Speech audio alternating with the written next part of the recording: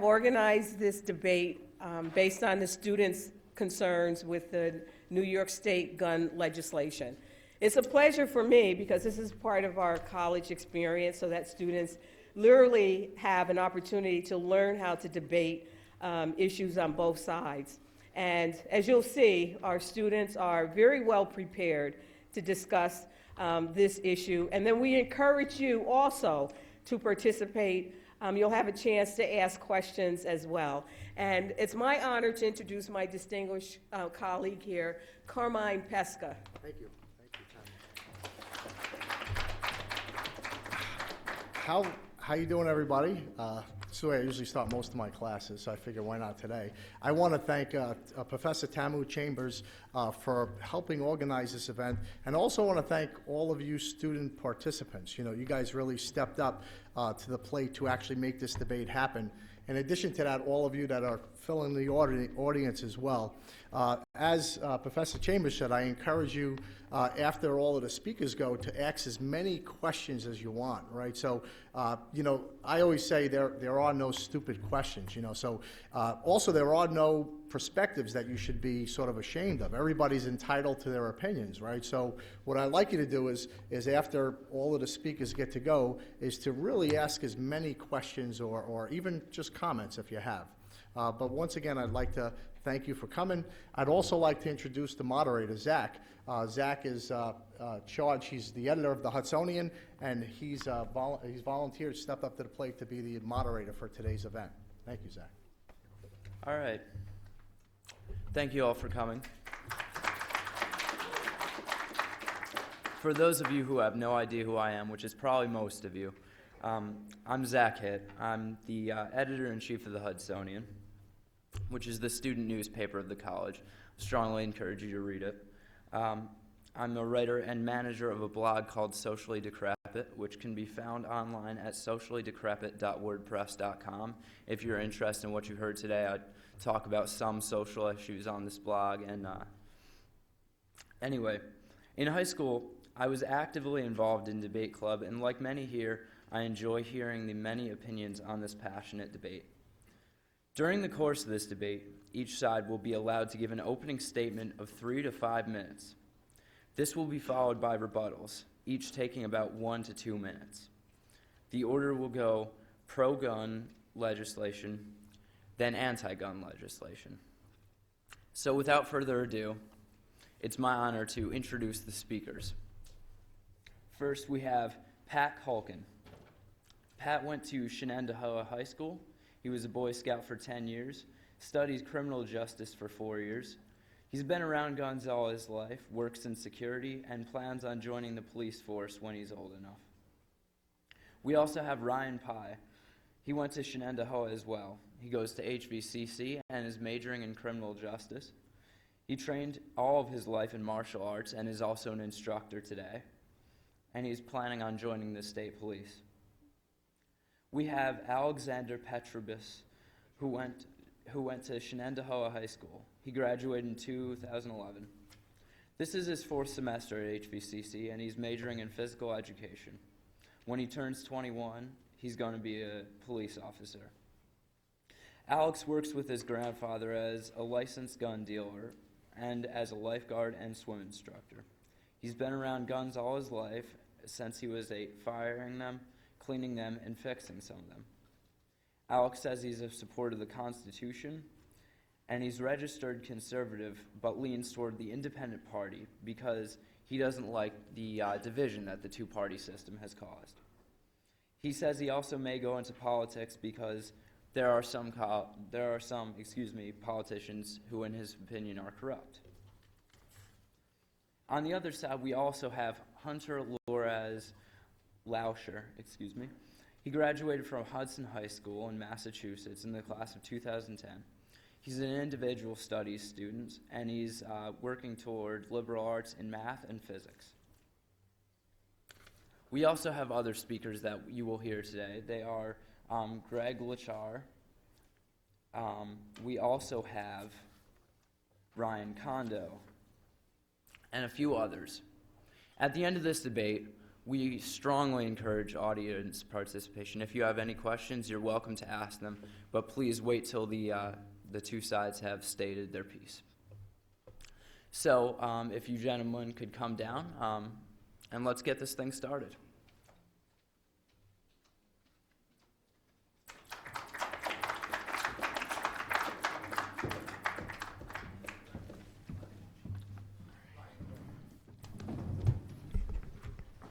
So as I said, we'll be starting this debate with 2 3 to 5 minute opening statements. Now, I'm not going to observe the time too closely, but gentlemen, let's make sure we keep it within reason. A few rules before we start. Obviously, let's keep this civil. Only factual arguments, no ad hominem, anything like that. And as they say in boxing, let's have a good, clean fight. So anyway, let's start with the anti-gun legislation. Why don't you guys give a 3 to 5 minute opening statement as to why you are for gun legislation? Good morning. My name is Hunter Lauscher. I'm a new student in the Individual Studies program. These are my associates. Can you introduce yourselves real quick? Good morning, I'm Kevin Maxwell, and I'm for the pro-gun ban, and I'm a criminal justice student, and this is my 4th semester. And I'm also a security guard at Time Warner Cable's Regional Call Center. I'm Greg Lacker, and I'm actually sitting on the wrong side because because I'm kind of for and kind of against it at the same time. Thank you for having us. It is our pleasure to present our argument before you in favor of new gun control legislation.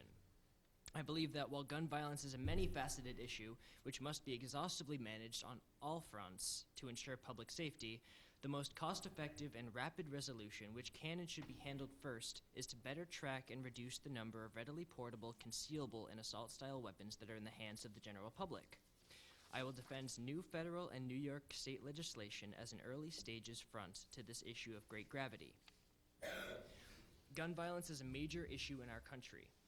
Once upon a time, the gun was a symbol of organized militias combating tyranny in the fight for American independence and protecting American lives from the western frontier filled with French and Spanish conquerors and the American natives. Today, we have hundreds of millions of guns in the hands of civilians who don't have the training and credentials to handle their gun and understand just how much damage it can do.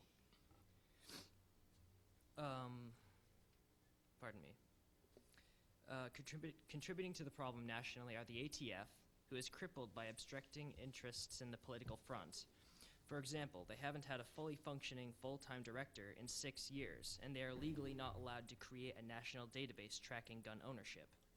On the local level, we have shoddy laws, leaving things like the infamous gun show loophole, allowing private sellers to sell certain guns to people at their own discretion without record or background check. You just have to tell the investigating ATF officer that the buyer didn't look suspicious to you, and your primary income is greater than the supplement you get from selling the guns as a collector. New federal and state legislators are pushing to resolve these issues, as well as tightening restrictions on how guns are acquired, what kinds of guns are available, who can bear them, and how and where they can be used and sold. All right. Are you guys? All right. I believe that law enforcement and active military soldiers should have no restrictions to carry a firearm. I believe citizens with no military or law enforcement background should have restrictions placed on obtaining and owning a firearm.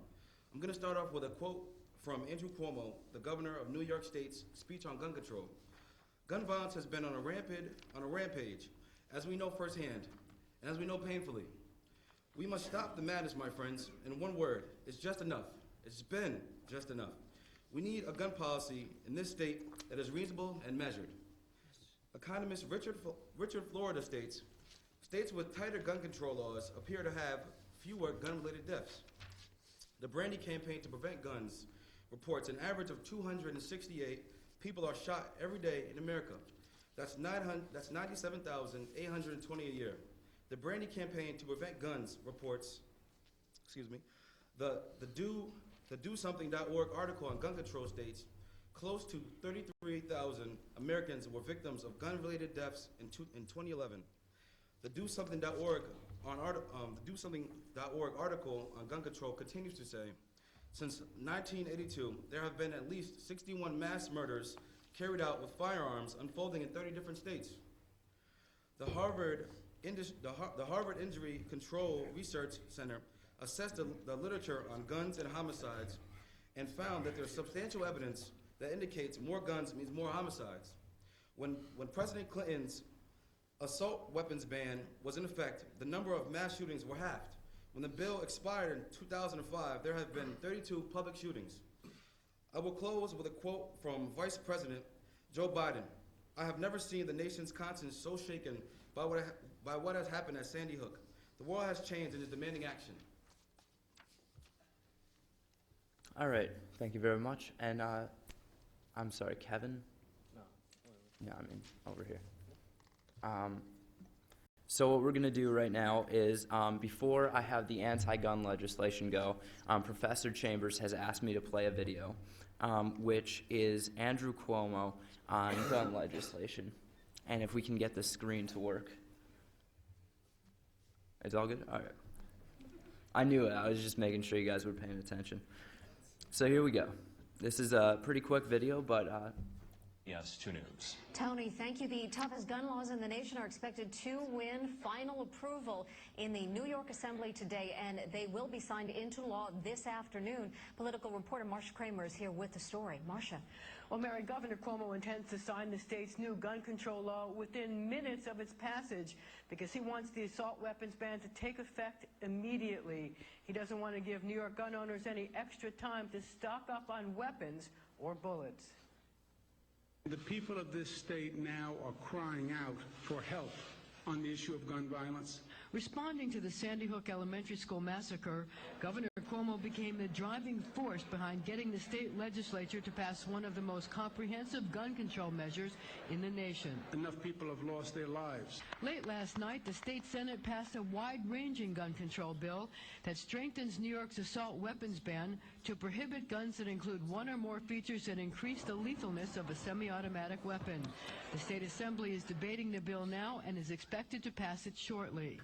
The bill would expand the ban on assault weapons, require those who currently own assault weapons to register them with the state, require gun owners to renew their licenses every 5 years, limit ammunition clips to 7 bullets, increase penalties for gun crimes, keep guns out of the hands of the mentally ill, and allow schools to get state aid to increase pupil safety by adding electronic systems or hardened doors. The governor was asked how many assault weapons the new law would ban or register. I don't know how many assault weapons are currently in the state. I've heard estimates in the million range. But he wants the law to take effect as soon as it's voted. The ban on assault weapons would be immediate. It wouldn't make a heck of a lot of sense to announce a ban 3 days later and just generate, hundreds and hundreds of sales of assault weapons. Now, the New York action comes as President Obama is expected to unveil new federal gun proposals in the coming days. The president is also expected to seek an assault weapons ban, but it faces an uncertain future in the Congress. Mr. Obama is expected to consider up to 19 actions that he can take by issuing executive orders that require no congressional action. Rob? Marsha Kramer, thank you so much for that. Maybe dry out there. all right, thank you. So the next thing we're going to do is allow the anti-gun legislation side to give their opening statement. Gentlemen? All right, I'm Alexander Petronis. First off, I want to say the Second Amendment. It states a well-regulated militia being necessary to the security of a free state, the right of people to keep and bear arms shall not be infringed. What I see in this act that Cuomo did was completely like a knee-jerk reaction, and what I'm trying to say is it was put together very poorly. It even states that even police officers, they didn't even put in police officers to be bypassed by that. It says that you have to have 7 rounds, and there's no gun. There's not many other guns except for a Mosin or some few shotguns that hold 7 rounds. But what I also want to state is, you look at countries like Mexico and the UK have complete gun bans, and their crime rates skyrocket. The UK crime rate, as it states here, that I got on, of course, Fox News, it says that it tripled with an 18% crime rate from 77%, increased 18%, of all muggings, thievery, carjackings, of all kinds of crime, all skyrocket.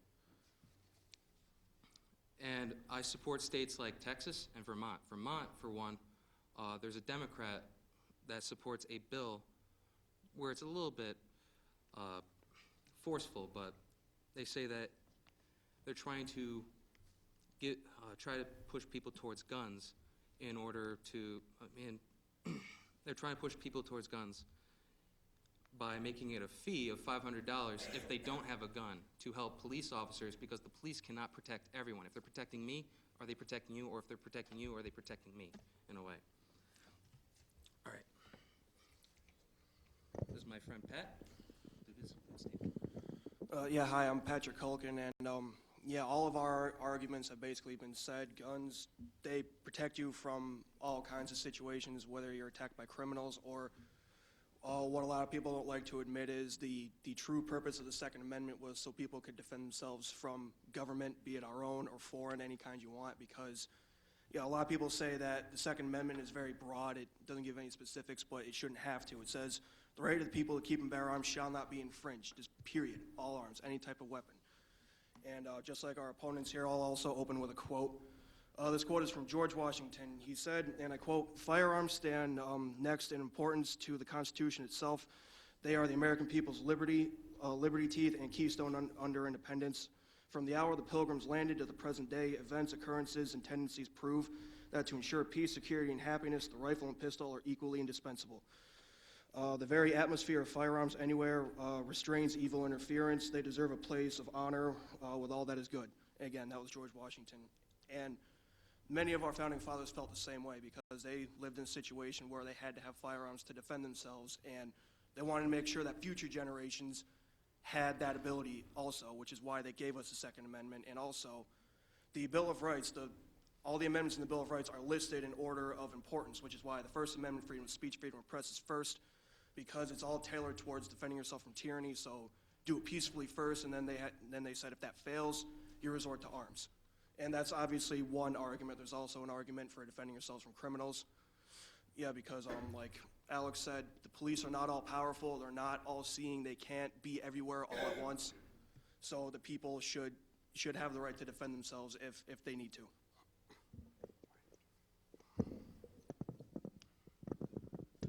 All right, hi, my name is Ryan Pay. I'm working with these guys here.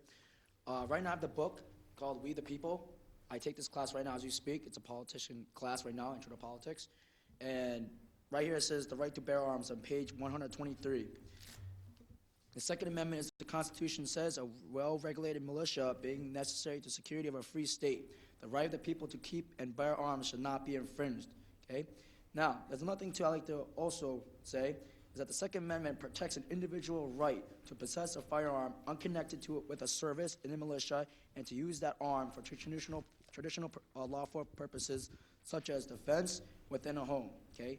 So, what also means is this, even though you're not even part of the military or even law enforcement, you have the right to defend yourself from any means necessary.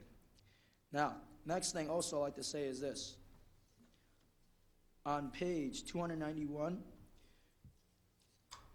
four groups, there are 4 groups in America right now. There's pro-life, environment, gun rights, and women's issue. Right now, gun rights is the second highest issue out of America as we speak. It is the most popular one of all the subjects in America right now discussed.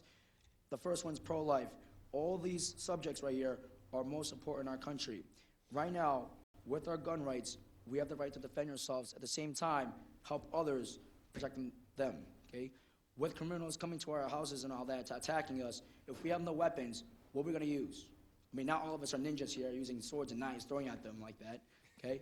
But I'm saying is, if we have a gun that can shoot more than 7 rounds, I believe that's reasonable because even if you miss or maybe a person escapes or something like that, you never know. Okay, you never know. 7 rounds, I think, my opinion, is not enough. And would anyone else on this side like to say anything for the intro?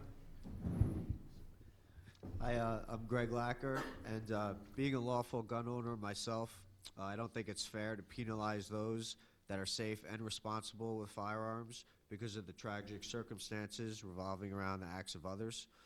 I feel that guns truly don't kill people. People kill people. It's more of a mental health situation. The weapons they decide to use can be anything: a gun, knife, hammer, or even a pencil. Putting all the blame on the object is naive in a way and kind of like a knee-jerk reaction as well. Saying that guns kill people is kind of like saying that spoons and forks make people fat. I do agree with the event about surrounding the opinion that civilians don't necessarily need assault weapons. I understand that. I think everybody does. However, if we aren't allowed to own them for private personal use, then neither should police and military. They can use them on duty for their jobs and protection of civilians, the state, and in times of war, but I don't think that they necessarily need them at their home either. Law enforcement and military are also authorized to purchase any type of weapon with any type of attachments. So why do they get this privilege? Because of what their job title is. Recently, an ex-LAPD officer named Christopher Dorner went on a killing spree. Because of his law enforcement and military background, he was armed with several pistols, assault rifles equipped with extended magazines, and flash suppressors. It's a perfect example that despite who you're employed by, a gun is still a gun. The government should look more into mental health and the people pulling the trigger, and not so much the tools they use to kill. The assault weapons ban contains a list of specific attachments that are illegal. That won't necessarily protect anybody because the guns are still just as lethal. It's more regulations that are simply cosmetic. It makes the guns look less scary or more scary, and it doesn't really necessarily make a difference as far as how dangerous they could be. So. All right, thank you very much. So what we're going to do now is we're going to have the... 2 more speakers. Okay, so we do have 2 more speakers. Would anyone else like to give a intro statement here?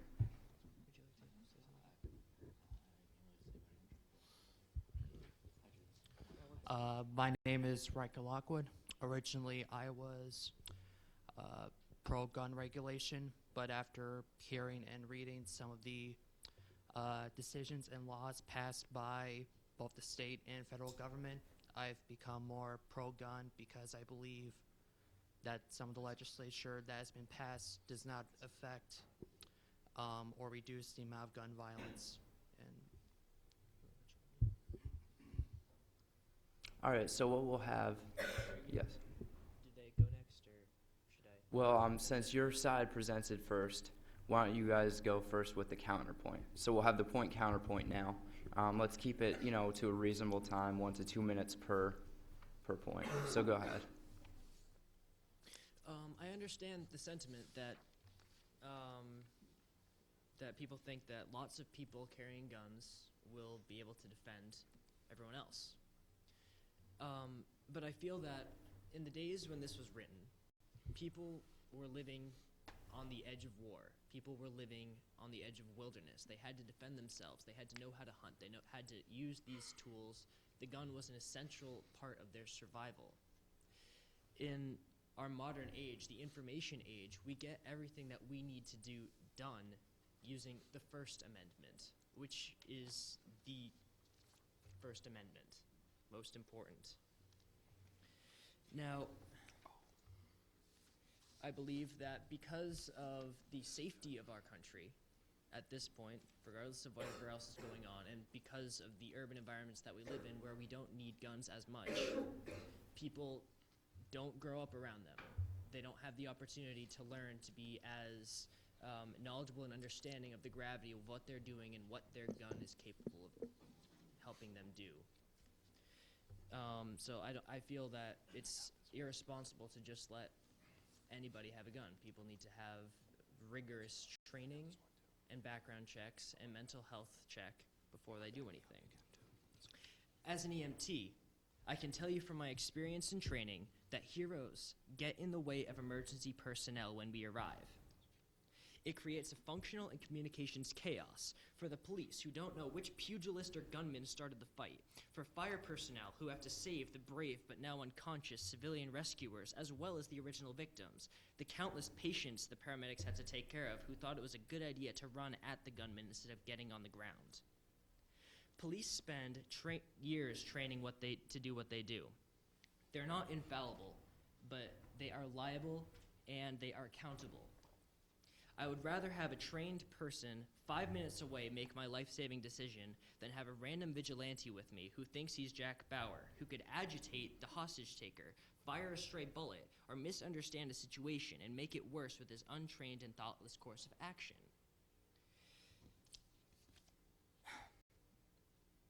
That's my statement. All right.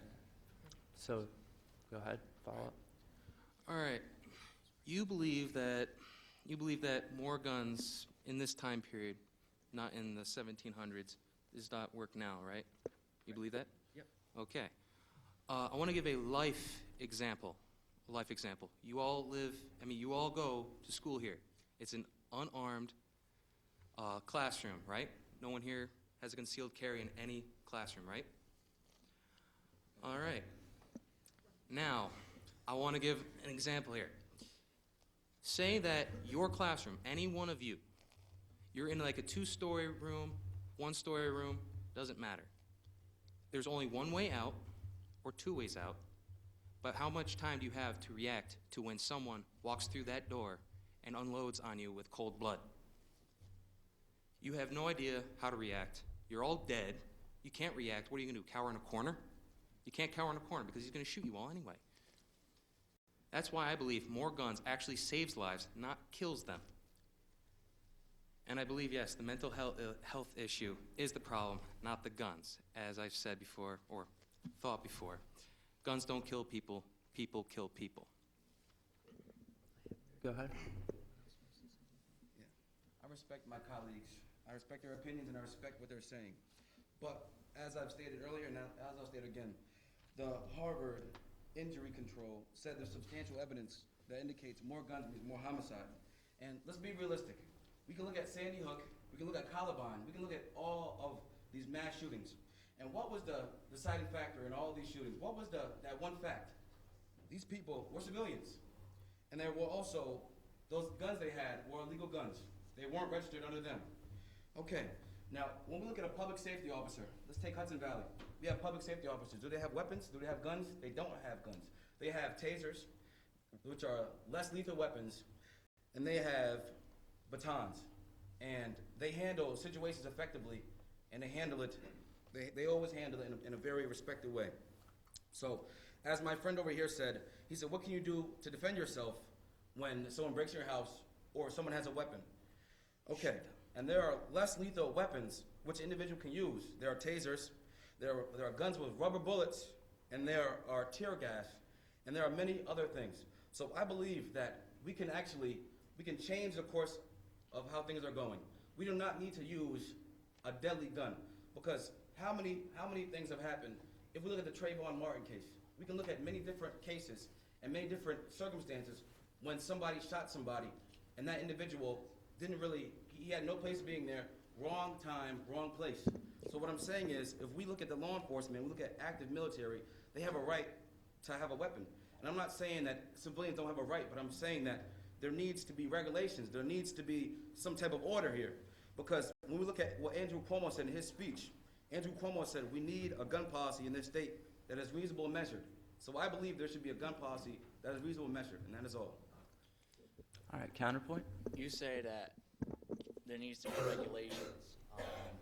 One thing that I'm going to bring up, I use this analogy a lot. You might first not get it. Guns are like drugs to me. Just because you make something illegal doesn't mean people can't get their hands on it. All right? You outlawed coke and heroin, but yet you still find that on our streets. What you don't know is people can still get their guns. They're coming across the Mexican border as we speak right now. They're shifting guns up here. They're coming from all over. All it's going to do is just waste more tax money trying to get these regulations in place. All you're going to do is take an already hurting economy and pretty much just make it hurt even more. Rather than spend this kind of money to try to fight a fight that we're never going to win, why not just take that money and put it elsewhere towards strengthening securities in schools, like metal detectors. One thing people, they tell me, they go, well, you've never been affected by it. Back in '04, those of you who are around here, Columbia High School was shot up. It was my uncle that was shot, Mr. Bennett. So I may not have lost a personal loved one to a gunshot, but I can tell you right now, I know what it feels like. All right? If since then, 2 armed officers are guaranteed at Columbia High School throughout the entire day. Guaranteed. You have hall monitors. One of them's an ex-Jersey trooper, New Jersey trooper. In our middle school and elementary schools, we have security systems where the front doors lock after a certain time. So the only way you get in is you walk over, you press a buzzer, and there's a little camera with a microphone, and it comes up as the main office, and you have to talk to them, and they have to have good reason to let you in. So why not look at doing something like that rather than do regulations where, if I can tell you right now, if some lunatic guy is crazy and he plans on shooting up a school and then killing himself, usually which is what they do, they plan on killing themselves afterwards or in a mall or something, they're going to spend whatever money they have to get the gun and do it. And then they're just going to be like, well, what does it matter? I'm just going to kill myself anyway. You know what I mean? So either way, they're going to get their hands on guns. If anybody wants to get their hands on something bad enough, they will get their hands on it. And that's pretty much what I have to say about that. I mean, we don't have the funding right now. I mean, why waste money? And, you're limiting guns, which means it's taking people's jobs away. The gun manufacturers are laying off people because they're not making as much money.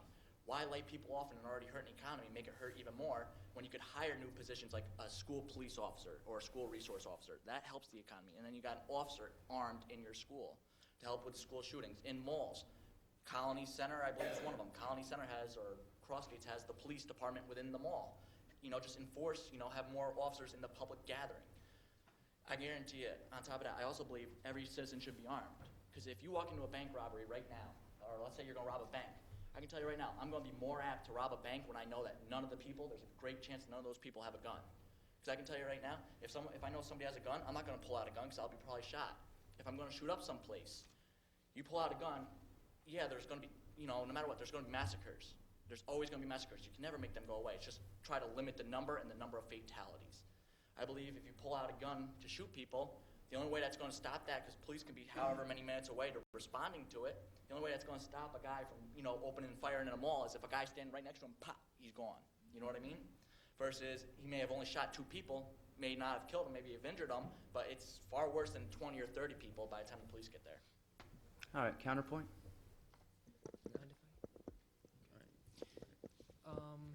So over the past few minutes, you guys have made several points which I'd like to touch upon, mainly mental health, the legal source of guns, and the idea that we should have more cops in our system. First with mental health. Of course, there's the mental health crisis. Almost all of us agree that our mentally ill do not receive adequate care and monitoring. Intolerance and bullying are also rampant issues. In a melting pot country with many new and different skin colors, races, religions, sexualities, there are bound to be bullies who can be the spark to ignite a mentally vulnerable youth into taking irrational violent action, taking the lives of themselves and others, as well as extremists and hate groups looking for a scapegoat and killing minorities, causing the country's problems according to their opinion. But the simple fact of that matter is that significant development in our medical and mental health care system and social reform are a long way away. Bringing greater degree of tolerance and harmony in our society is further away still. The availability of legal guns in our country is the cheapest, fastest, and most immediate and effective solution we can attempt as we work toward these and other preventive remedies. Last August, this is about having more cops. Last August, there was an incident at the Empire State Building. A disgruntled employee walked in and shot a coworker. Excessively retaliating police killed him with a rain of 16 shots at the shooter, killing him and wounding 9 innocent bystanders. Police aren't perfect, and if we have a bunch of cops running into a room with guns in a crowded area, there's a great chance that other people are going to get shot unnecessarily. Now, these police are trained. They were firing from one direction. Imagine unorganized and less tactically trained civilian heroes coming from all directions out of the crowd, shooting at the shooter. Imagine the incredibly widespread now crossfire that is going to hit many more people because there's no organization who's firing the gun and no one's going to know really who the bad guy is. And you were touching on the economy and about controlling guns as a waste of money. So you want to save money by putting more cops everywhere. You want to have more people monitoring our every action everywhere you go, and you want to have more people who are still accountable and liable and able to and fallible around with guns to retaliate every time there's a gun. I disagree. I feel like we don't need more police officers who may respond in too great numbers and fire too many stray rounds. We don't need more police officers watching our every move and turning our country into a prison. Nor do we need vigilantes shooting whomever they see fit to shoot. I feel like the limited police force that's already there should be the people who have the proper training to use at their discretion how to handle various situations, and we can't trust individuals who are undertrained to handle these issues. As for the source of guns,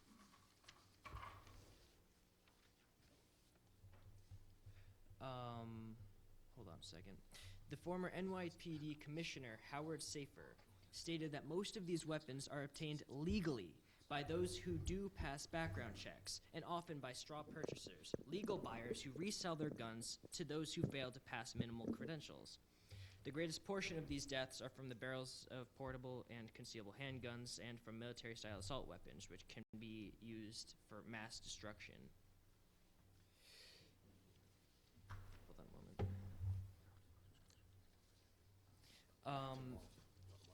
Pardon me. I had to prepare this last night. The Washington Post in 2009 posted data from the ATF showing that states with the weakest gun laws were the major source of guns in strong law states.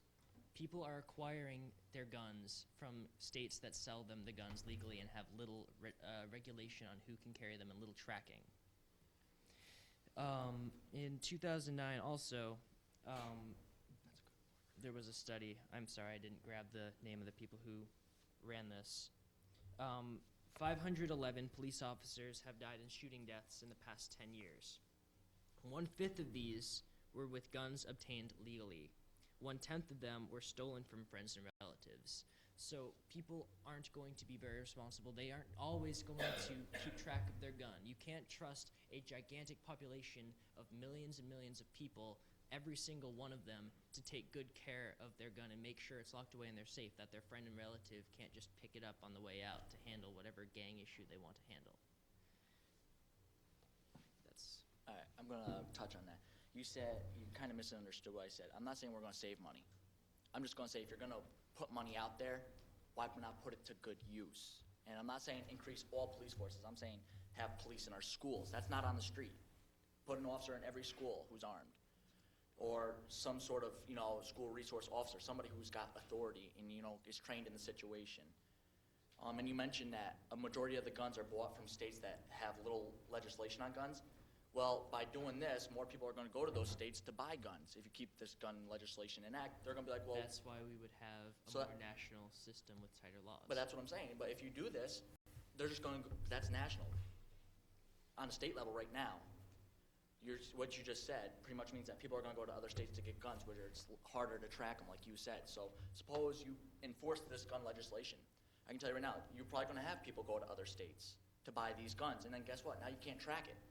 Now they go to commit a crime with a gun. How are you going to track it back to who? You know what I mean? It's fight. It's battle. You got a point. I got a point. You got a point. I got a point. The real winner is going to be whose point is more valid. Who can really make it understand. And I believe by doing that, we're talking on the state level right now. National level, that's going to be a lot harder, and it's a whole different topic. But right now on the state level, I believe pretty much against what you said, or sort of what you said, they're going to go to other states. So you're saying that our state should have lower gun laws than the other states. Look at Alaska. That they will Yes, export our I'm going to say. other I'm going to say. states. Look at Alaska. All right, Alaska has no gun laws whatsoever. All right, There was a guy, a trooper stopped a guy who had an They're AK-47. wilderness. They still have the same lifestyle. But here, exactly, but do you Where notice this their crime applies. trends? Do you know their crime Completely trends? Suburban, an urban area, and they have extremely strict gun laws. That- And they're getting their guns from somewhere because they have one of the highest homicide rates per year. And I've never been to Chicago, but I don't think they have too many trees out there. Well, on top of Chicago, did you know that, if I remember correctly, it was 86% or 88% of all guns on the streets of Chicago are illegal? How are you going to track that? I mean, it comes back to, like I said earlier, they're going to ship in the guns. They're going to get the guns by other means. We have to improve the resources that our ATF has to track guns. Right now, they're not legally allowed to create So a national enforce that. database. Don't enforce gun laws on civilians. Enforce the ATF.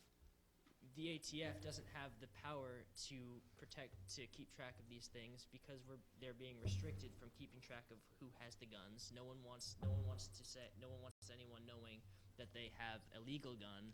So then, even the legal guns are not very trackable. Now we need to improve our database.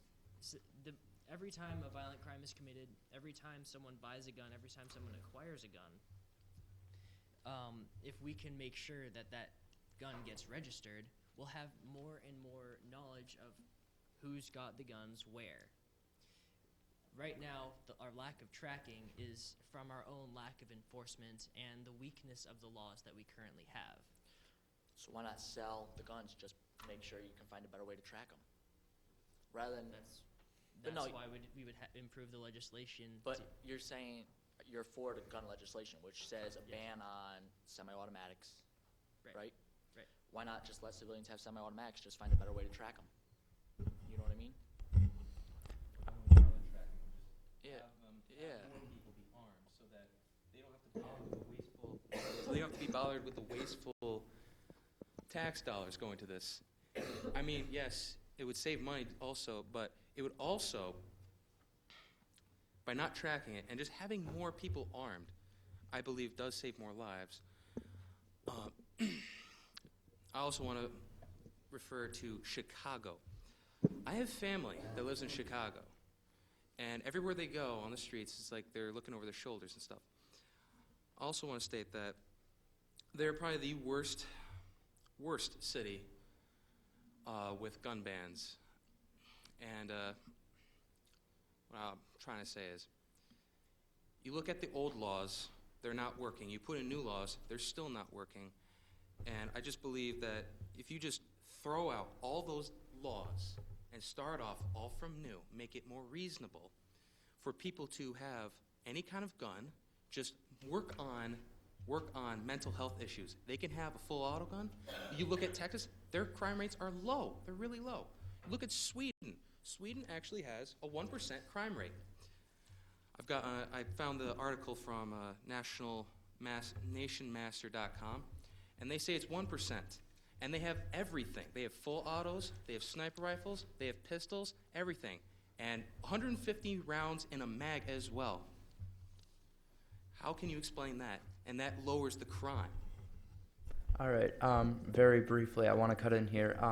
What we're going to do is we're going to have time for one more response, and then we're going to go to questions from the audience, because I know not everybody has a ton of time. He wants to respond on one thing, and then we can let one of them. All right, I'll Okay, I just wanted to add in as far as registering is concerned, gun owners, because I'm a legal gun owner myself also, and many of the people I know, many of my family members own guns, and we're not a bunch of trigger-happy idiots. I mean, we're not, it's not like that, and gun owners shouldn't have to register anything because we're not sex offenders. I mean, we're just regular people, and going back to having armed people and, having armed citizens stopping crimes and shootings and whatever, and well, yes, both sides have legitimate arguments because a situation like that could erupt into a gunfight that could rival the OK Corral. But which roll of dice would you rather have? Would you rather be armed and be able to fight back, or would you rather just cower in a corner and wait for death? And also, like they were talking about before, Sweden has some of the loosest gun laws in the world. And they also have the lowest crime rate in the world because not only can you have, but you can openly carry any type of gun except for like RPGs. They can have full auto, they can have any size magazine they want, and they have the lowest crime rates in the world. And then Chicago and New York City have the strictest gun laws in the country, and they have arguably the highest murder and crime rate in the world. And like it's been said before, people have guns in those cities, they're obviously they're getting them illegally. So banning something or making it illegal will not stop people from getting them. And also, a lot of people are missing a really big point here, and that's if you go by the Constitution and our founding fathers and the people who created our government, our very way of life, they said it's not the government's place to regulate all of this because it is a God-given right, meaning it can't be taken from you. So, like the right to free speech, right to bear arms, everything in the Bill of Rights is something that you all have a right to as a human being. The Constitution, the Bill of Rights, is not a list of stuff the government says we can have. It's a list of stuff we the people, say the government can't take away from us. So bantering back and forth about, it's like, is this regulation good? Is this regulation good? That's completely missing the point because it's not the government's place to be able to do any of this. All right, so one more response, and then we'll go to questions from the audience. I respect and I value all of your opinions, but there's two sides. There's facts and there's opinions. And I want to speak facts here. So what I'm saying is, in the United States of America, we have many different nationalities, creeds, religions, and we're living in a very diverse society. So as I've said earlier, and as I'll say again, when Clinton's assault weapons ban was in effect, the number of mass shootings were halved. When the bill expired in 2005, there have been 32 public shootings. So, as my friend over here said about the funding and the financial situation, so we have to be more proactive about this thing. We can't just let it go. And to be more proactive, we have to allocate more funds to the gun regulation. And I understand that, a lot of gun owners, they're not trigger happy and they are responsible.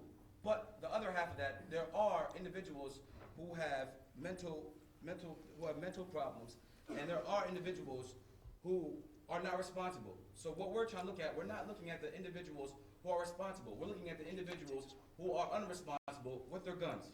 And like I've said earlier, there's been a rise on public shootings. We know that. That's factual. That's not opinions. I'm not speaking from my own opinion. I'm speaking from facts. So these facts that I've stated, these facts that Andrew Cuomo has stated, these facts that Joe Biden and Obama have stated, these facts are very legitimate facts. And what I'm trying to say is, why wait? We want to be more proactive. Why wait? We don't want another shooting. We don't want more people shot. We don't want more people dead. So, there may be a financial thing going on here, and we may not have the funds, but we want to see our people safe. We want to see our people taken care of. And like I've said earlier, there are less lethal weapons that can protect somebody. Because if you spray someone in the face with tear gas, it's a fact that they're not going to be able to shoot. They're not going to be able to attack because it's going to incapacitate that individual. If you shoot someone with a rubber bullet, it has an effect that is going to hurt. And what I'm saying is, there's less lethal ways to do this, and we may not have the financial money to cover everything. But as Obama and as other people, as our forefathers have stated, because President Clinton has already issued this ban, it's expired. But now what we're doing is we're actually coming back. We're being more proactive. So money is a factor. But safety, I think that outweighs any factor that could possibly amount to anything that you guys could, bring up. And that's what I'm trying to get at, is we have to be more proactive on this gun ban. That's that. All right, one counter. Yeah, first one, nobody's arguing that whether or not crazy people should have guns. Obviously they shouldn't. But the government allowing to dig into everybody's past to find out if they're crazy, while on the surface does sound good, but that is ripe for abuse.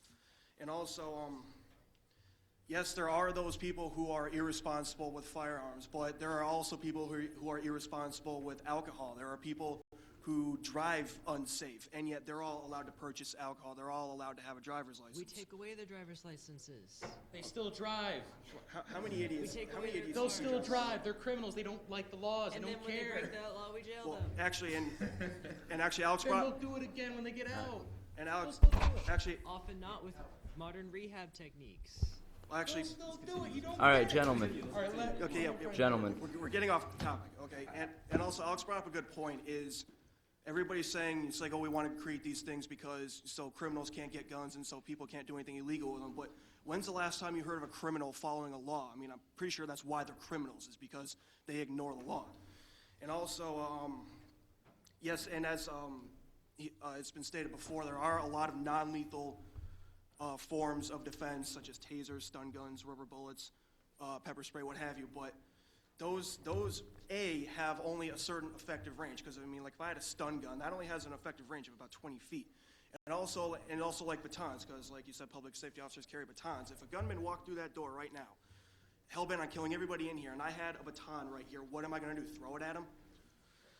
And also, you shouldn't punish the many over the crazy actions of the few, because like I said, I'm a lawful gun owner, and many lawful gun owners in New York State have said they will not follow any of these regulations. They'll openly defy them. They're not going to do it. And we are not the ones who caused all these mass shootings. I wasn't the one who went and shot up all these places. And while, yes, since the assault weapon ban was discontinued, or whatever you want to call it, there have been a lot of mass shootings. But notice how none of those shootings were in states like Texas or Vermont or Pennsylvania or most of the southern states. Gun shows.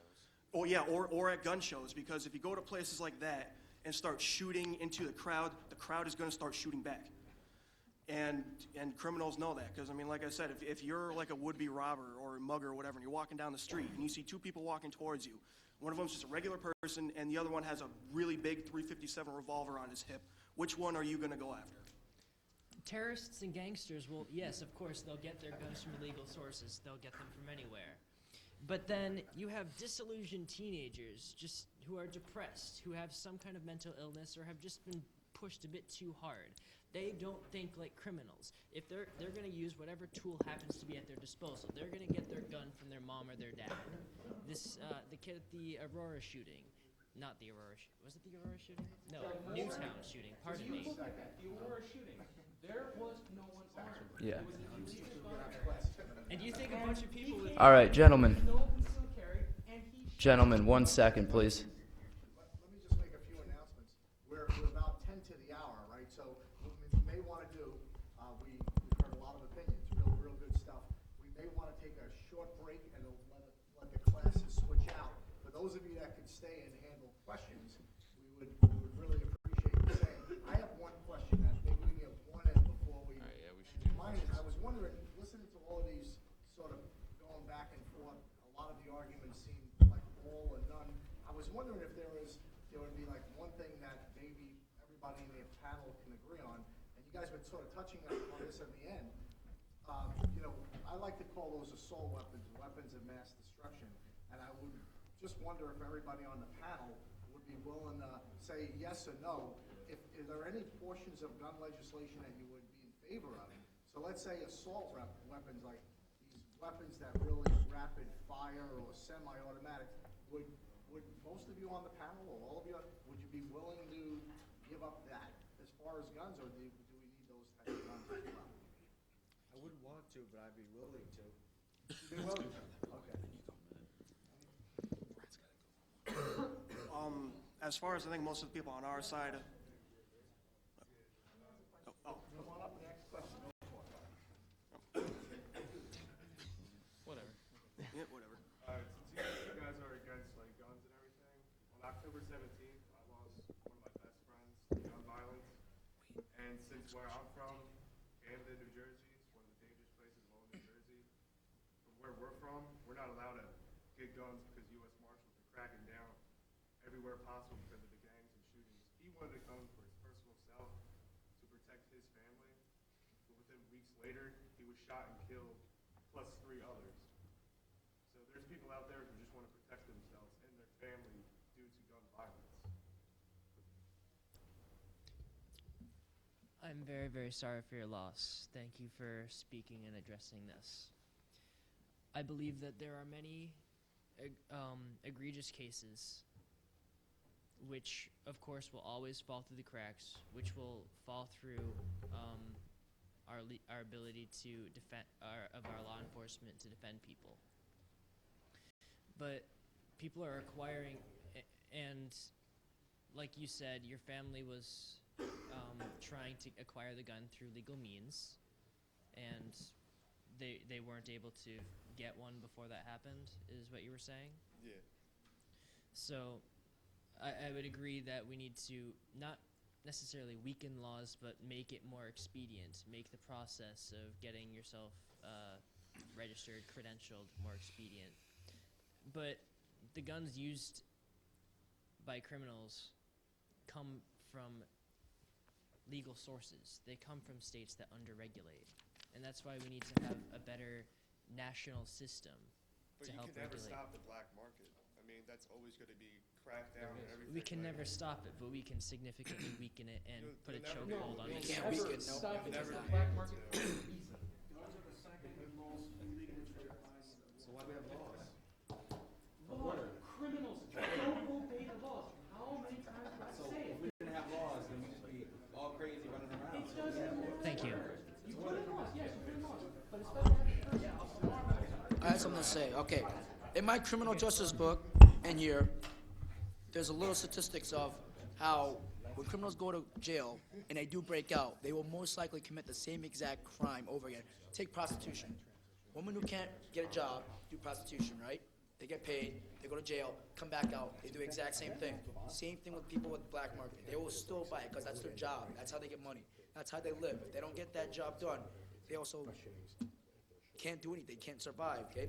Now also I have 8 worst gun places to be right now, okay? They have the strictest laws and yet the highest amount of homicide and murder rates. 1 is California, number 2 is Massachusetts, 3 is New York, 4 is Illinois, 5 New Jersey, 6 Maryland, 7 Hawaii, and 8 is Chicago. Now, they have the strictest gun laws, yet highest murder, homicide, theft, rape, all those criminal acts. Now, top best places to be right now: Vermont, New Hampshire, Alaska, Kentucky, Utah, Idaho, West Virginia, and Florida. Best places right now as we speak. Okay? As I speak right now, best place to be. If you want a gun, go there now. You'll be safe there. A lot safer than New York. Trust me. People in these regions. All right, 1 second, everybody. So what we're going to do real quick is we're going to take a break until about 11, just a little bit after, because I understand a lot of people got to get to class. So if you were standing waiting for the microphone, I appreciate that. And what we're going to do is we're going to come back in just a little bit. And so if you have a class, go ahead and go there now. And let's resume in a few minutes. Thank you.